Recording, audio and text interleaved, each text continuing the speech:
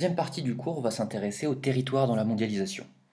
On a vu qu'il y avait différents acteurs dans la mondialisation qui entraînaient une multiplication et une diversification des flux. Ces flux empruntent des réseaux et cela crée des inégalités entre les territoires. On peut voir ces inégalités à toutes les échelles. Donc on va essayer de comprendre, nous, en quoi la mondialisation crée des inégalités territoriales à toutes les échelles. Pour essayer de comprendre ces inégalités, on peut utiliser un modèle, le modèle centre et périphérie, qui permet de décrire l'organisation des territoires dans la mondialisation. Alors en géographie, un centre, c'est un espace de commandement, c'est-à-dire qu'il concentre les richesses, les informations, le pouvoir de décision, les capacités d'innovation, et puis tout le personnel qui permet cela. A l'inverse, la périphérie, c'est un espace qui obéit au centre, et donc qui n'a aucune autonomie décisionnelle. Ce qu'il faut bien comprendre, c'est que le centre et la périphérie ne peuvent pas fonctionner l'un sans l'autre. Un centre a forcément besoin d'une ou de plusieurs périphéries et l'inverse est également vrai. Alors à côté des périphéries intégrées, on a des espaces qu'on appelle également délaissés. En géographie, on les appelle les marges. Ce qu'il faut comprendre également, c'est que ce concept est dynamique. Ça veut dire que un espace peut évoluer au cours du temps. Il peut être au départ une périphérie, et puis au fur et à mesure du temps, il peut se transformer en centre. Alors on va s'intéresser dans un premier temps aux espaces moteurs de la mondialisation, les centres de la mondialisation. La mondialisation est d'abord le fait des territoires qui forment ce qu'on appelle la triade. Alors on le voit sur la carte, la triade est composée de l'Amérique anglo-saxonne, c'est-à-dire le Canada et les États-Unis, de l'Europe occidentale, pour faire simple, c'est l'Union européenne, et puis de l'Asie orientale, avec essentiellement le Japon et la Corée du Sud. Ces pôles produisent 60% de la richesse mondiale, ils réalisent 75% des IDE et 90% des opérations financières, alors qu'ils ne représentent que 13% de la population mondiale.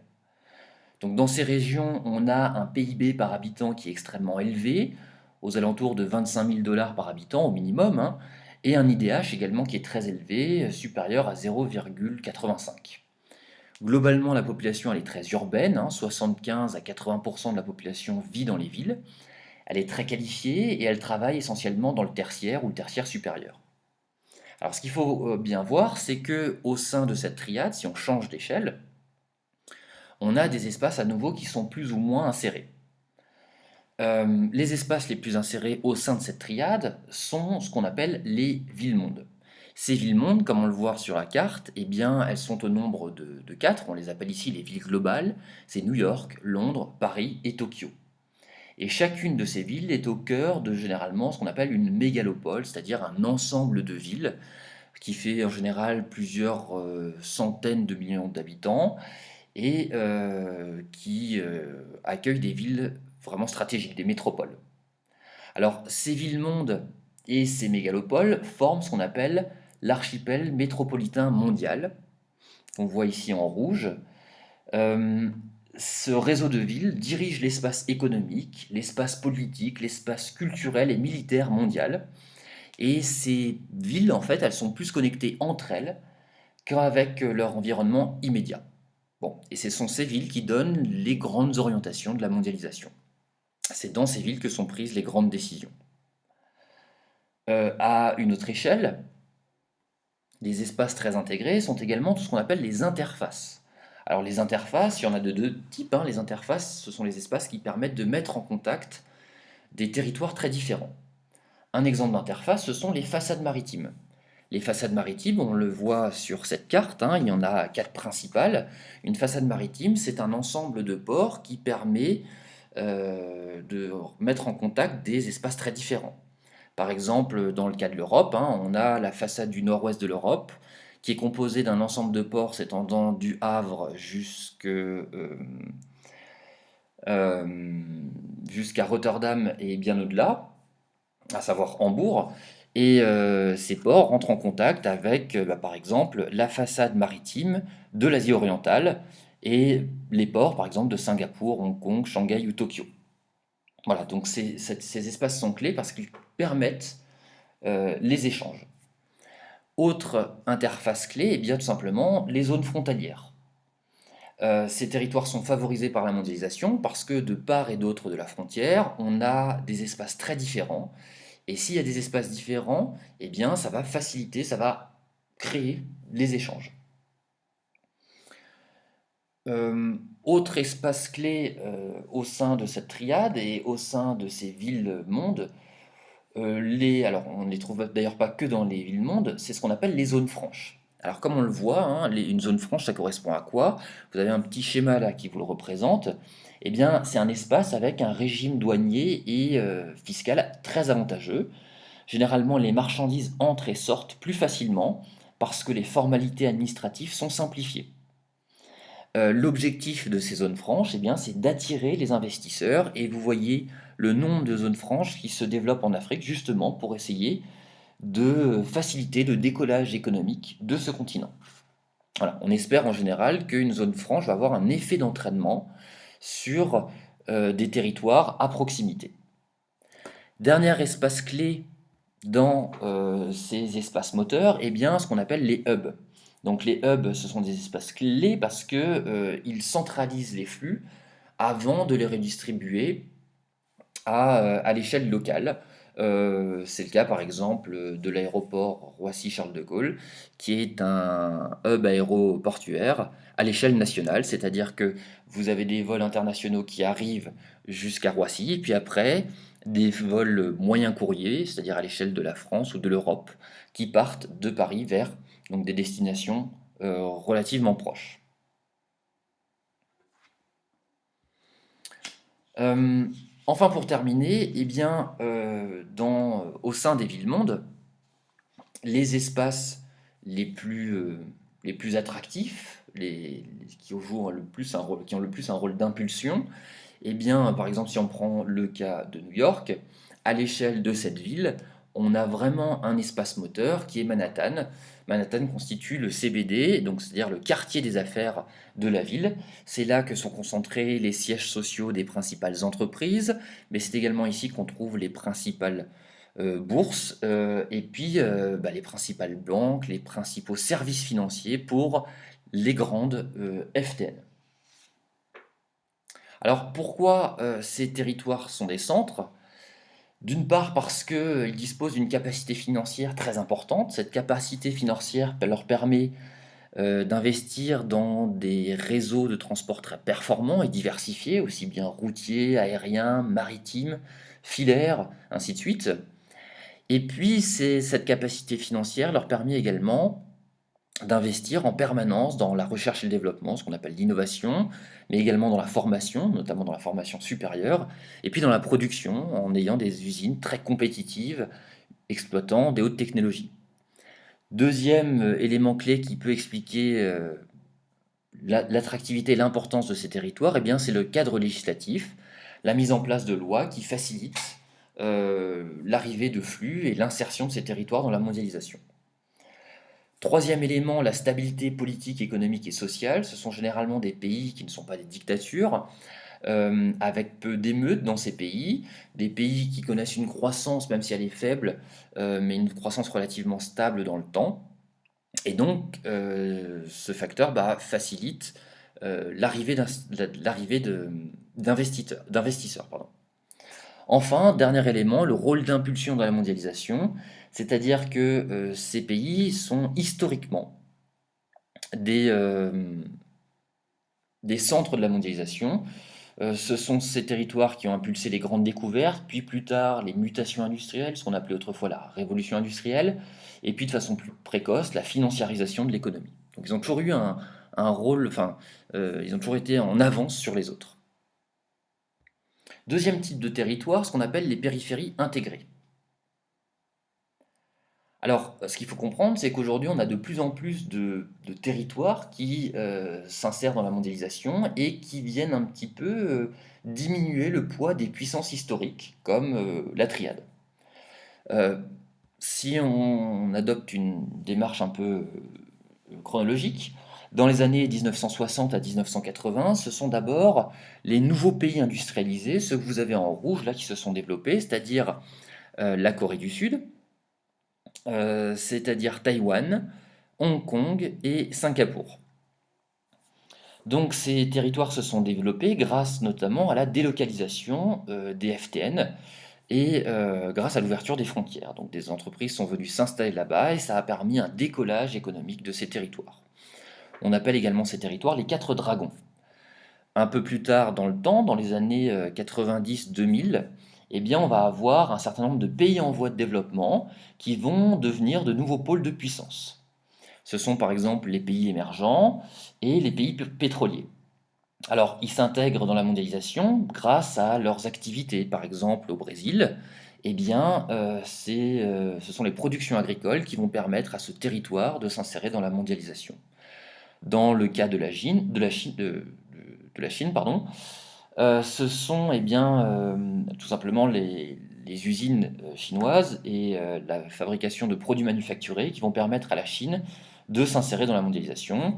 Et puis, troisième cas de figure, dans le cas de l'Inde, l'Inde est considérée comme le bureau du monde, c'est-à-dire que elle a été capable de former un certain nombre d'ingénieurs, notamment en informatique, et qui vont permettre à ce pays de s'insérer dans la mondialisation.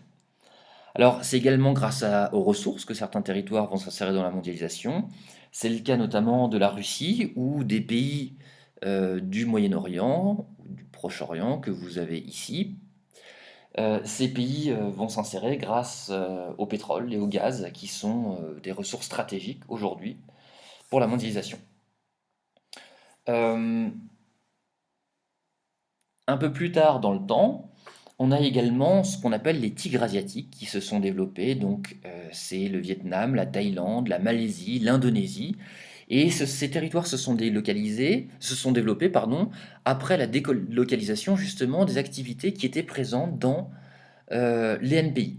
Donc, les NPI eux-mêmes avaient bénéficié de la délocalisation de la triade. Et aujourd'hui, eh bien, ce qu'on appelle les tigres se sont développés grâce à une nouvelle vague de délocalisation. Alors dans ces territoires, eh bien, le PIB et l'IDH sont en pleine croissance, euh, avec des taux de croissance qui sont généralement supérieurs à 5%, et puis des territoires qui attirent énormément d'idées. On assiste donc à l'émergence d'un monde qu'on peut qualifier de multipolaire. Alors, ce monde est d'autant plus multipolaire que certains de ces pays ont décidé de former des alliances politiques. C'est le cas du Brésil, de la Russie, de l'Inde, la Chine et l'Afrique du Sud, qui forment les BRICS. Et cette association de pays a pour but de peser dans les décisions politiques et économiques internationales. Mais comme au sein de la triade, euh, tous les territoires des pays émergents ne sont pas aussi bien intégrés. Les territoires les plus intégrés au sein de ces périphéries, eh bien, ce sont les métropoles. Alors, ces métropoles, ça peut être le cas, par exemple, de Shanghai, de Mumbai, de Sao Paulo. Ce sont des villes mondiales, mais incomplètes, qui sont en train de se doter de toutes les infrastructures pour essayer de rattraper leurs rivales, c'est-à-dire les villes-mondes dont on a parlé dans la première sous-partie. À l'échelle locale, à nouveau, au sein de ces métropoles émergentes, eh bien, ce sont les CBD qui occupent qui ont le plus d'influence. Vous avez ici le CBD de Shanghai et de Sao Paulo, donc qui ressemblent à la plupart des grands CBD mondiaux. Et dans ces CBD, eh bien, on a toutes les fonctions stratégiques, généralement du pays. Alors, à l'échelle locale, au-delà de ces métropoles émergentes, les périphéries intégrées, ce sont également, par exemple, les périphéries des villes. Cette fois-ci, les périphéries spatiales des villes, c'est-à-dire ces banlieues qu'on a autour des villes. Et c'est ici qu'on a des zones industrielles qui vont répondre aux ordres des CBD et produire ce qui a été demandé au sein des CBD. Donc, qui produisent des biens de consommation courantes ou spécialisés. Et ils s'insèrent dans les flux mondiaux de marchandises. Alors pour conclure sur cette deuxième partie, Ces territoires sont des périphéries parce que ils ont bénéficié d'IDE en provenance des pays industrialisés de la triade, mais également parce que on a eu une ouverture des frontières et une amélioration des transports, ce qui fait que on est capable d'aller faire produire de façon très lointaine. Autre élément clé, dans chacun de ces territoires, on a une main-d'œuvre très abondante. Pour rappel, la Chine, c'est 1,4 milliard d'habitants, l'Inde, c'est 1,1 milliard d'habitants. Et puis surtout, dans ces pays, on a du dumping social, c'est-à-dire qu'on a très peu de lois favorables aux travailleurs. Les conditions de travail sont assez difficiles, hein. On travaille 7 jours sur 7, au moins une dizaine d'heures par jour, pour des salaires relativement faibles. Enfin, de façon assez récente, ces pays sont de plus en plus stables d'un point de vue politique et économique, ce qui a encouragé les investisseurs à venir s'installer. Alors, dernière partie, grand C, les périphéries délaissées, autrement dit les marges de la mondialisation. Alors, la mondialisation, elle n'est pas mondiale, autrement dit universelle. Certains territoires sont marginalisés, c'est-à-dire qu'ils sont mis à l'écart, ils sont relativement exclus. Euh, à l'échelle du monde, ces périphéries, ce sont essentiellement les PMA, donc les pays les moins avancés, c'est environ 50 pays dans le monde. Et comme on peut le voir sur la carte, la grande majorité de ces PMA sont localisés en Afrique. Alors ces États, ils ne sont pas réellement exclus de la mondialisation, mais ils en subissent les effets pervers. Pourquoi est-ce que ces pays ne sont pas exclus? Tout simplement parce qu'en général, ils disposent de matières premières qui sont essentielles à la mondialisation. On peut penser à du coton, du café, des minerais, un tas de matières premières qui sont des éléments clés de la mondialisation. Mais dans ces territoires, qui regroupent à peu près 3 milliards d'habitants, soit la moitié de la population mondiale, on ne dispose que de 4,2% de la richesse mondiale. Ces populations sont souvent donc peu qualifiées, le PIB par habitant est très faible, et dans ces 50 pays, ces 50 pays contribuent à moins de 1% de la production mondiale. L'IDH est également très faible, en général il est inférieur à 0,5. La situation politique dans ces pays et sociale est souvent assez catastrophique. Alors, c'est pas la bonne diapo, voilà. À l'échelle des États, la marginalisation, elle peut parfois être choisie pour des raisons idéologiques. C'est le cas par exemple de la Corée du Nord, qui a décidé de vivre en autarcie, donc de ne pas s'insérer dans les flux de la mondialisation. Donc ce pays a fermé totalement ses frontières et ne participe pas à la population. Alors c'est le choix des autorités, c'est évidemment pas le choix de la population. À une échelle nationale ou locale, les marges, ce sont souvent des espaces ruraux délaissés. C'est par exemple ce qu'on appelle en France la diagonale du vide, avec très peu d'activités productives, très peu de population, une population vieillissante. Ce sont également, à l'échelle des villes, certaines banlieues, comme on le voit ici, donc les grands ensembles à la périphérie des villes, ou bien carrément la totalité de certaines villes, comme Détroit aux États-Unis, qui a subi la crise économique de 2007 et qui est en train progressivement de se vider de sa population, puisque cette ville qui comptait plus de 2 millions d'habitants en compte aujourd'hui 700 000. Dans les Suds, ces territoires délaissés, ces marges de la mondialisation, ce sont essentiellement des bidonvilles, alors qu'on appelle les slums en Asie et qu'on appelle les favelas en Amérique du Sud. Donc dans ces bidonvilles, on a une population, à nouveau, hein, qui est à la marge de la mondialisation. Alors pourquoi à la marge? Parce que en fait, on a des activités dans ces territoires qui participent à la mondialisation, mais souvent de façon officieuse. C'est ce qu'on nomme en géographie l'antimonde. En gros, ce sont tous les flux mondiaux de marchandises, mais qui sont plutôt illicites, c'est-à-dire de la contrefaçon, mais de façon plus grave des drogues, des armes ou de la prostitution. Alors pourquoi ces territoires restent des marges? C'est le résultat de plusieurs facteurs. D'une part, l'instabilité politique de ces territoires. Ce sont des territoires qui connaissent des guerres récurrentes, la présence de dictateurs au pouvoir. Étant donné qu'il y a des dictateurs, eh bien, on a souvent un sous-investissement dans la formation, donc une population qui n'est pas qualifiée, dans l'appareil productif, on a des usines qui sont vétustes, et puis dans les transports, donc on a des territoires qui sont totalement enclavés, c'est-à-dire faiblement accessibles. Ces territoires sont des marges également parce que souvent leurs ressources se font piller par les pays du Nord. On a une sorte de prédation de certaines matières premières par des FTN qui viennent du Nord. Et puis enfin, on a également l'effet des crises économiques de ces dernières années qui vont contribuer à marginaliser certains territoires.